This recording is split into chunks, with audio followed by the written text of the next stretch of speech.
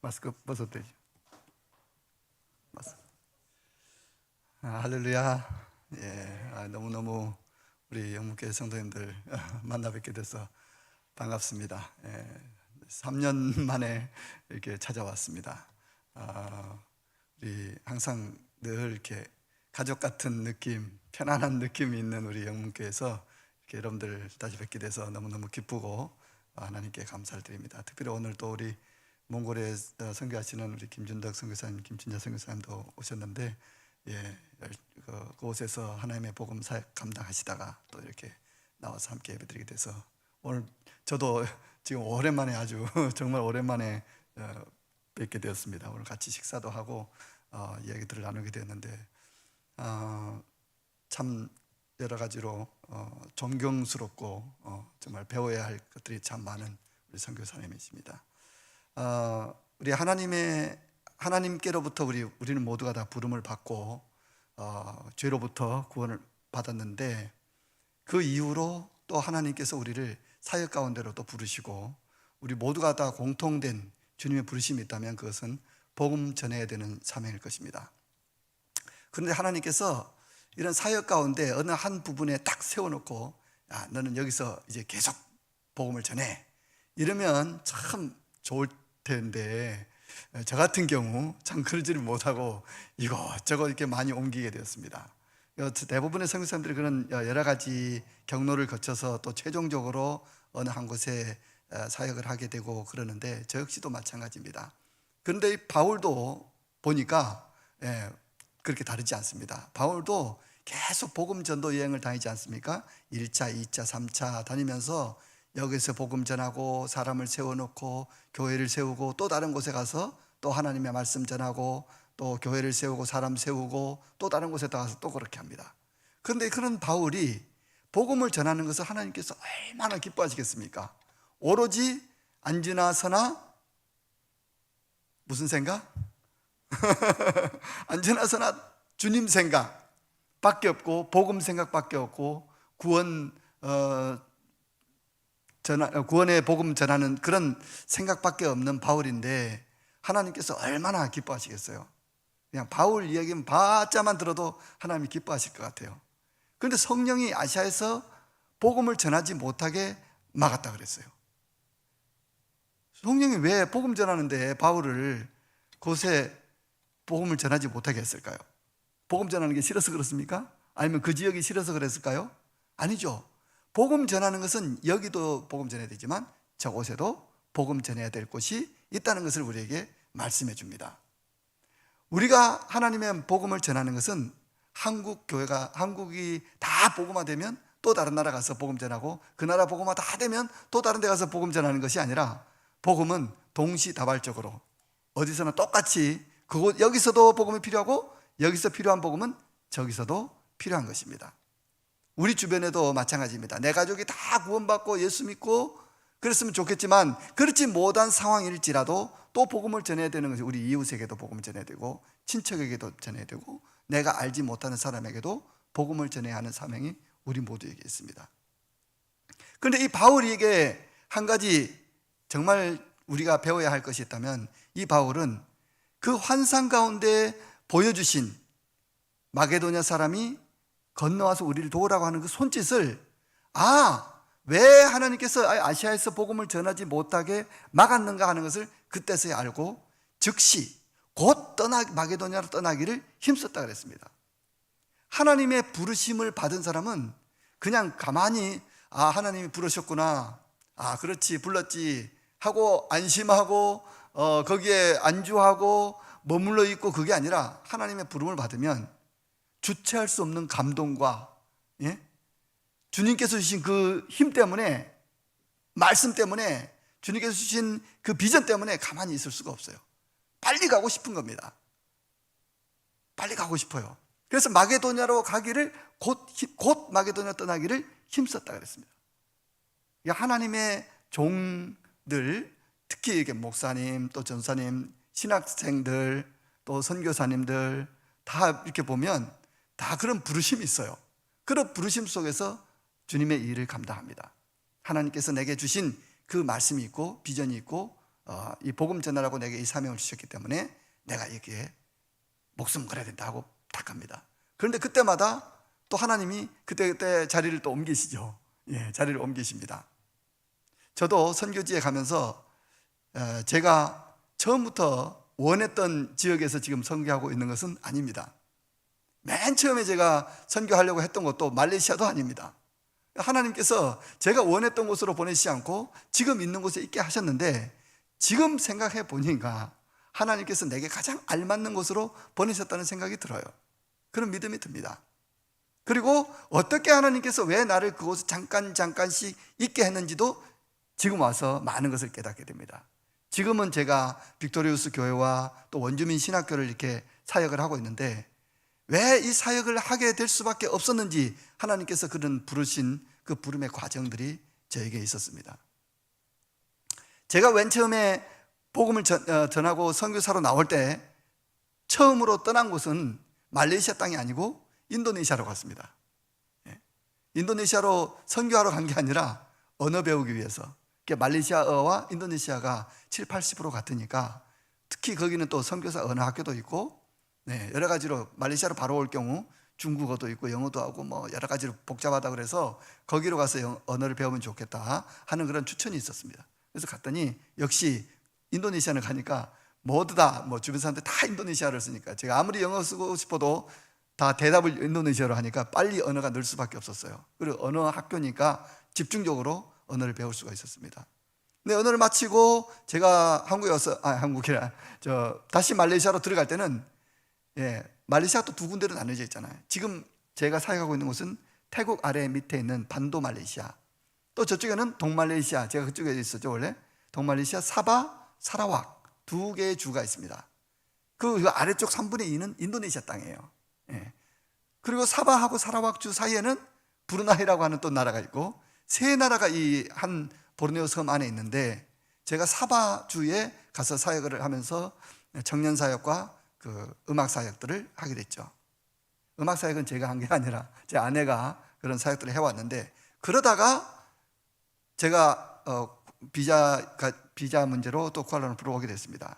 근데 이렇게 인도네시아 사바 쿠알라룸푸르 오게 됐지만, 그 이전에 갔던 곳은 사라와 쿠칭의 장신대에서 견습 선교사로 또 거기서 1년을 있었습니다.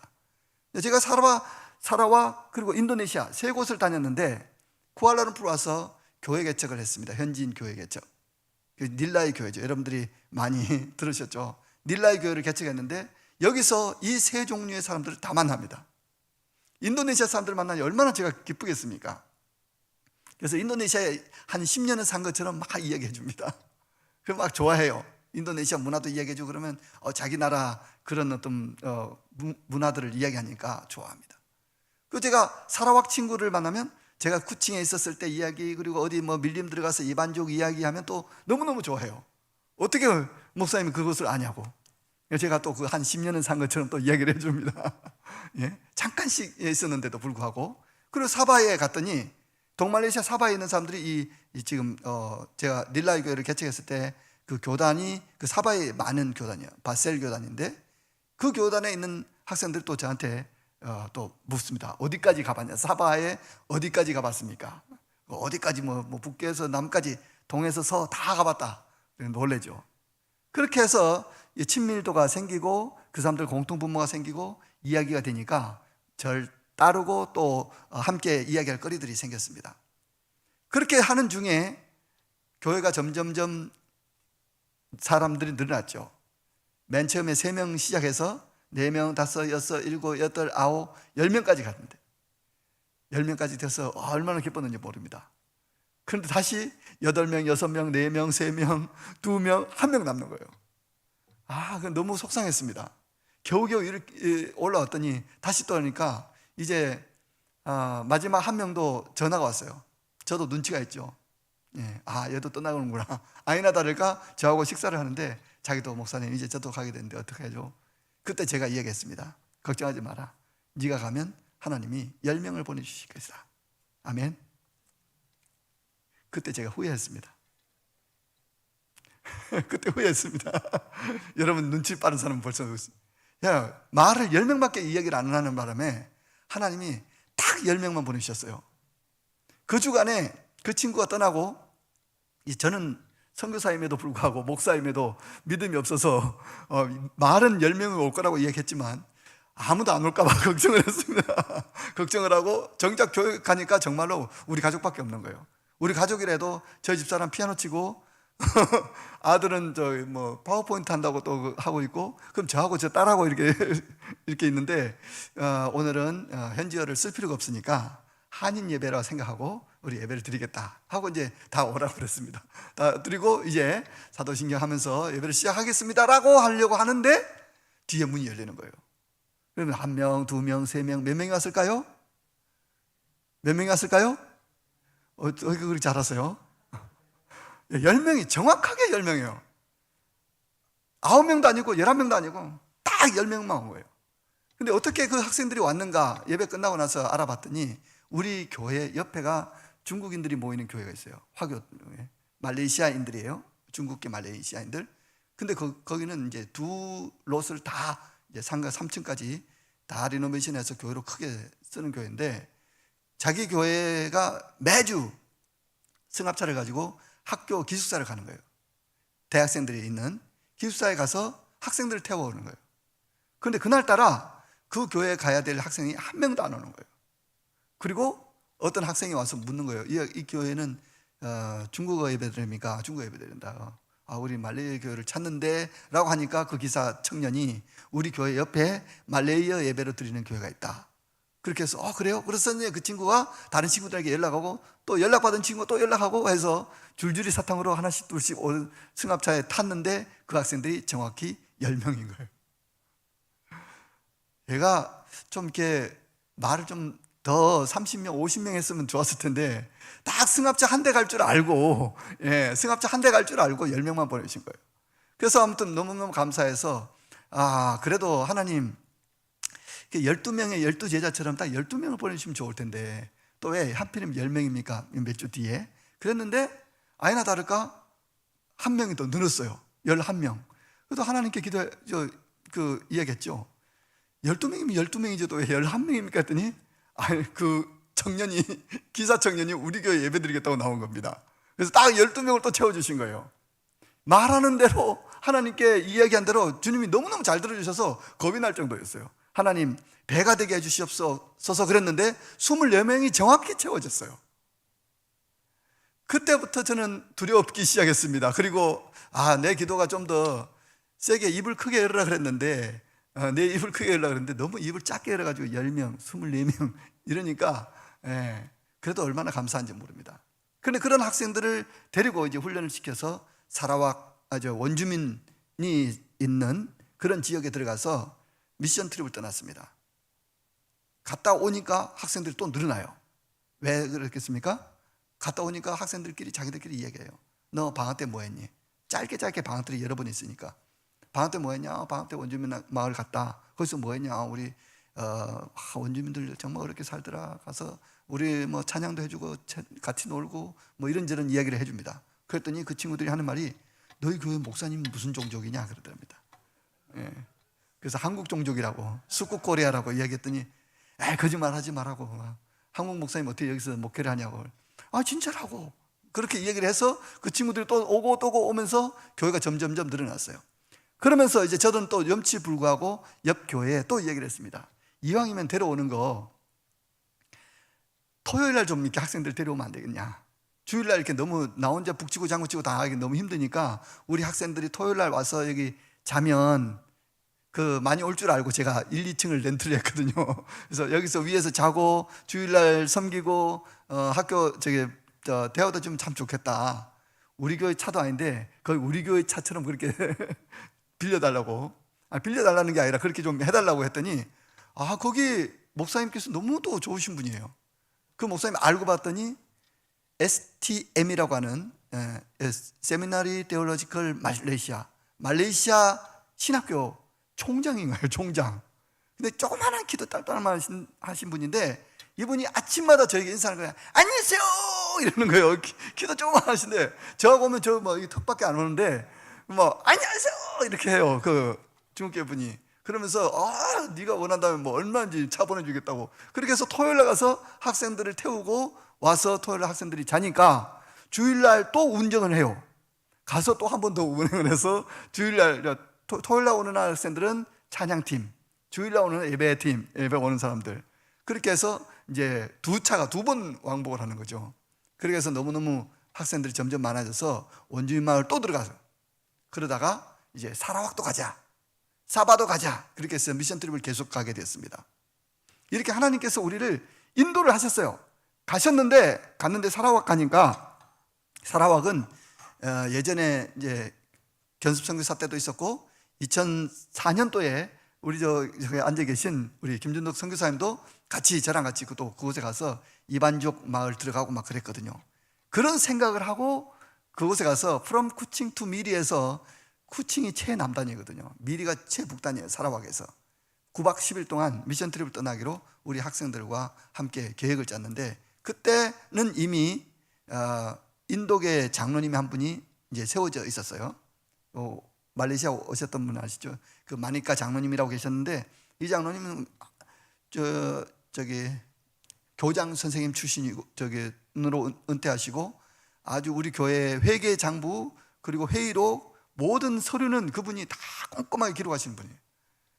꼼꼼하게 기록하시는 분. 이분이 도저히 이게 계산이 안 나오는 거예요. 이 사라왁 쿠칭에서 미리까지 가려면 이게 트랜스포테이션,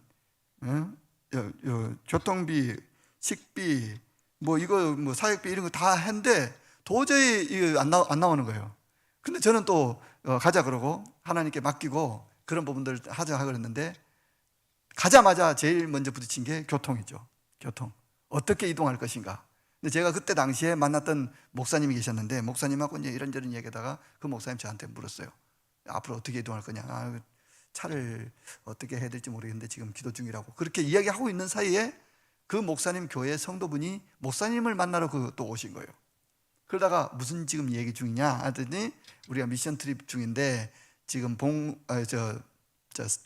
교통편이 마련되지 않아서 좀 고민이다, 이런 얘기 했더니 이분이 내 차를 쓰라고, 내 차를 가자고. 근데 이분은 잠깐 우리가 잘못 들었나 싶었어요. 왜냐하면 이분은 잠깐 갔다 우리를 태워다 주고 그냥 오는 걸로 생각했나 싶어서 우리 9박 10일 동안 갈 거라고. 그랬더니 너무너무 기쁘다고, 나도 이런 거에 언제 동행하겠냐고. 그분이 스리아만이라고 하는 곳에서 3시간 걸리는데 고층까지 차를 가지고 왔다 갔다 하면서 돈 받고 운행하시는 분이에요. 지입차. 그렇게 해서 그 돈을 받고 운행하시는 분들, 자기 사업을 3분의 1을 포기하는 거 아닙니까? 9박 10일 한 달 동안 중에서 3분의 1을 포기하는 거예요. 그리고 우리와 같이 선교 여행을 가겠답니다.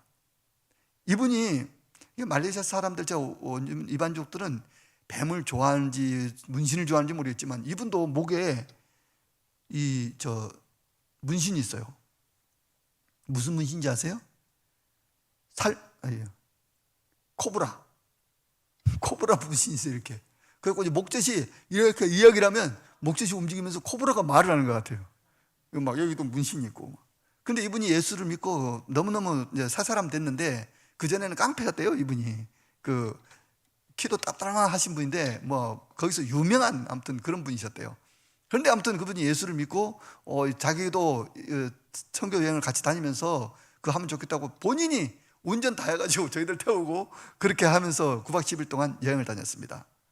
하나님께서 그때마다 우리를 부르셨을 때는 인도하시는 하나님의 방법이 있습니다. 인도하시는 하나님의 방법이 있어요. 저는 여기서 저 사람들에게 복음을 전하라고 우리를 부르신 줄로 인정하면, 그 부르시면 하나님의 인도하심이다, 이렇게 생각합니다. 그 부르심은 하나님의 인도하심이에요. 성령의 인도하심. 그럼 어떻게 바울은 그렇게 성령의 인도함인 줄 알았을까? 늘 그 생각밖에 없었어요. 복음 전하는 그 생각. 어떻게 하면 하나님 내게 무엇을 원하실까? 내가 어떤 모습으로 있기를 원하실까? 그런 생각으로 가득 찬 사람에게는 하나님께서 그런 길을 보여주시고 그렇게 길을 안내해 주십니다. 아멘.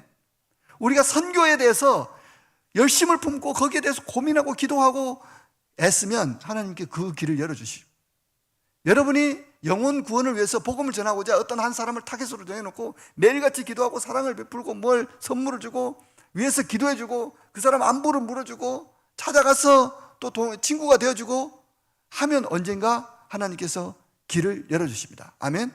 그게 주님의 부르심이고 그 사람을 향한 하나님의 부르심이 또 거기에 있는 겁니다. 그래서 우리 모두는 다 하나님의 부르심 속에 있고 또 하나님의 부르심을 잘 전달을 해야 됩니다. 그렇게 해서 복음을 전하면서 두 번째 교회도 개척을 해서 거기는 이제 정부 청사에서 우리 잘 아듯이 빅토리우스 교회, 세종청사처럼 정부 청사 건물이 있는 뿌트라자야에 있는 사람들이 많이 와서 예배를 드려요. 청년 학생들도 있고 청년들도 있고 인근 대학교가 있으니까 그렇게 해서 이제 말씀 전하는 훈련, 묵상하는 훈련, 그런 훈련들을 많이 했습니다. 그러면서 점점 한국에 있는 단기 팀들도 들어오게 되고 저는 한국 팀들을 데리고 이제 그냥 도시에 있을 수 없으니까 원주민 마을들을 들어가게 되죠.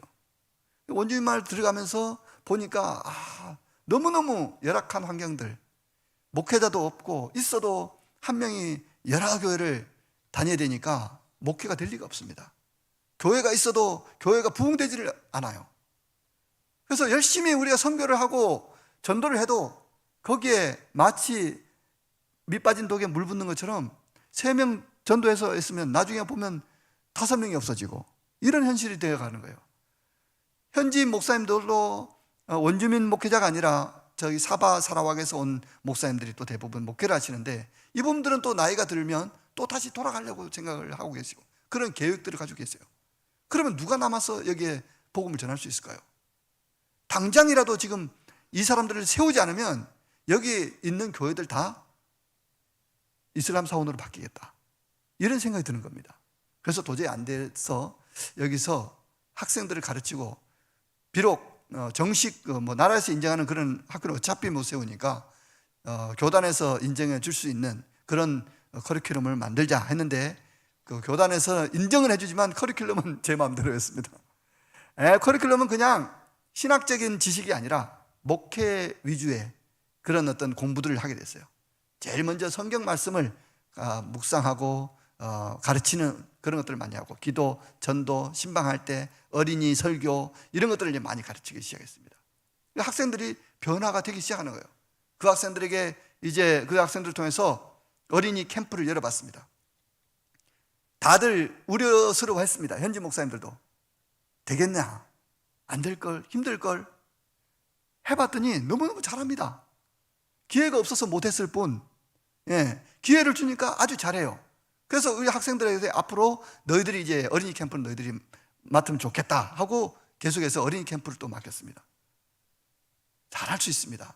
그들에게 복음을 전할 수 있는 어떤 방법을 잘 가르쳐주면 이들이 가서 원주민 마을에게 복음을 전할 겁니다. 왜냐하면 이 학생들은 원주민 자기들 종족 언어를 또 안에 들어가면 쓰기 때문에 제가 말레이어를 아무리 써도 그 안에 들어가면 또 어린아이들 또 나이 드신 할머니 할아버지들은 말레이 말도 잘 안 통해요. 종족 언어를 써야 됩니다. 그러니까 이 청년들은 그런 어떤 말레이 말도 할 줄 알고 종족 언어도 할 줄 알기 때문에 이 청년들을 훈련시켜서 들여보내면 되겠다 해서 카리스 원주민 신학교를 하게 된 거예요. 신학교를 그러니까 거대한 건물이 있고 우리 학교처럼 그렇게 생각하시면 안 됩니다. 조그마한 방과후 교실 같은 조그마한 사람 몇 명, 3명을 모아놓고 시작을 했습니다. 3명 모아서 6명 되고 6명이 모여서 9명 되고 9명이 모여서 12명 또 12명이에요. 예수님의 12제자처럼 12명이 또 모아졌어요. 그렇게 잘 사역하고 재밌게 열심으로 달려가고 있는 중에 코로나가 터졌어요. 그런데 코로나 끝나고 코로나 때 이제 이렇게 모든 전국이 봉쇄되고 이동 제한이 걸리고 그러니까 어디도 갈 수도 없고 아무것도 할 수 없었어요. 이동 제한 풀리자마자 달려가서 부들 보니까 그동안 너무너무 잘하고 있었어요. 너무너무 잘하고 있었습니다. 물론 어려운 환경이었었지만 그러나 사역을 잘 감당해 주었습니다. 너무너무 자랑스러웠습니다. 그래서 이 학생들 계속해서 길러야 된다, 양성해야 된다.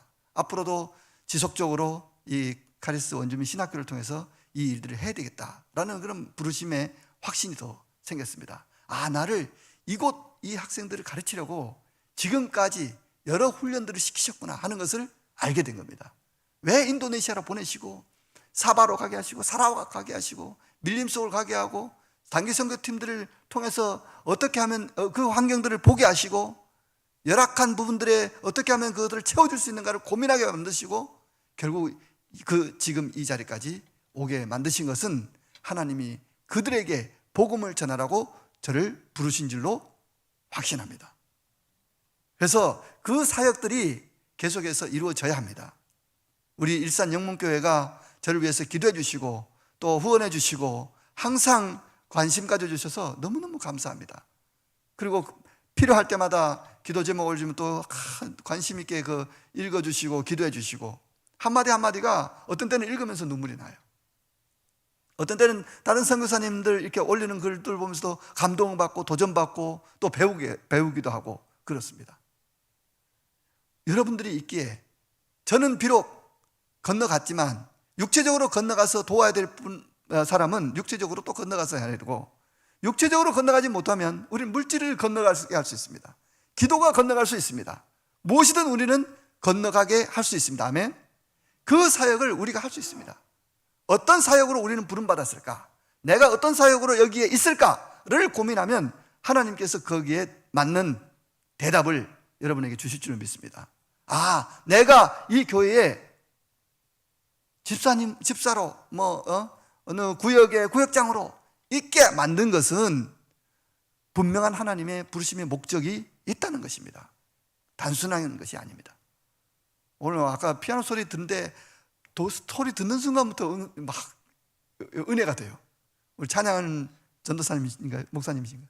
예, 목사님 목소리도 너무 좋으시고 제일 앞에서 은혜를 많이 받았습니다. 예, 각자의 부르심이 있어요. 교회 안에서도. 네. 그러나 우리가 또 해외 선교지에서도 사역에 대한 부르심들이 각각이 또 다 있습니다. 그 부르심 따라 우리는 순종하고 결단하고 나아가면 주님께서 그 이유를 열어주신다. 아멘. 그런 영상들을 제가 하나하나의 영상들인데 그것들을 조금 이렇게 편집을 좀 해봤고 그 영상들을 잠깐 보고 제가 마무리 기도하도록 하겠습니다. 한번 영상 같이 보겠습니다.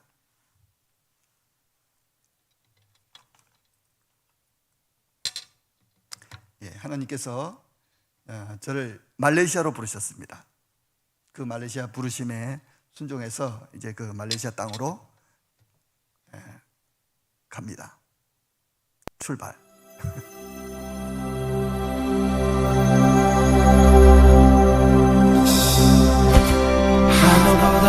우리 많이 있지만 사실 겉으로 볼 때는 잘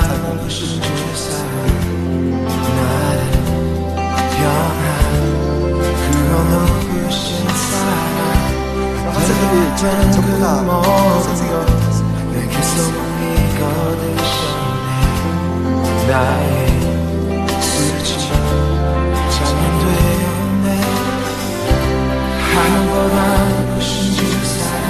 보급할 때는 익혀서 하는 것마다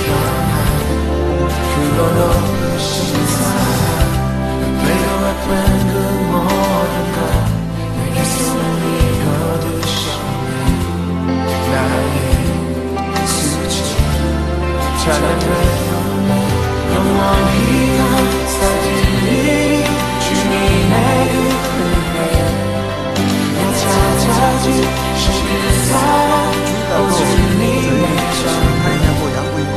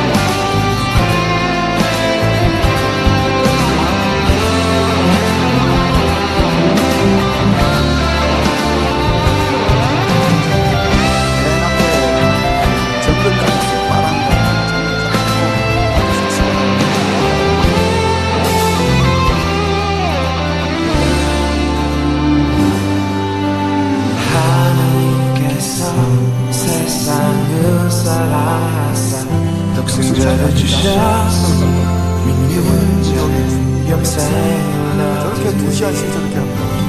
하나님께서 세상을 사랑하사 독생자를 주셨으니 믿는 자는 영생을 얻으리. 하나님께서 세상을 사랑하사 독생자를 주셨으니 믿는 자는 영생을 얻으리.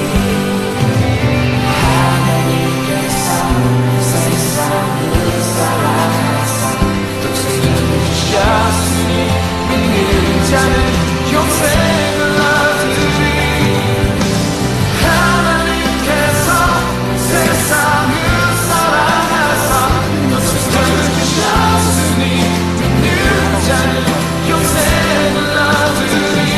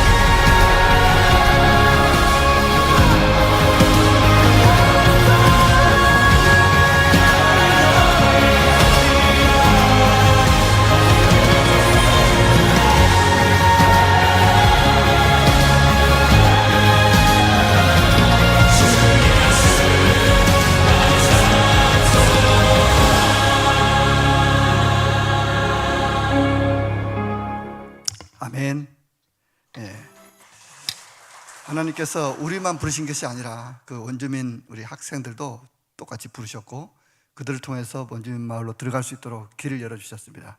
그들을 통해서 또 복음이 계속 전파되고 하나님의 나라를 이루어갈 것입니다. 여러분들 모두도 우리가 있는 자리에서 하나님께서 나를 왜 이곳에 있게 하셨고 이 자리에 앉게 하셨고 또 사람들을 만나게 하셨는지 여러분 다시 한번 스스로를 점검해 보시고 하나님의 부르심에 순종하고 거기에 합당한 하나님의 목적에 맞게 쓰임받을 수 있기를 주님의 이름으로 축복합니다. 기도하겠습니다.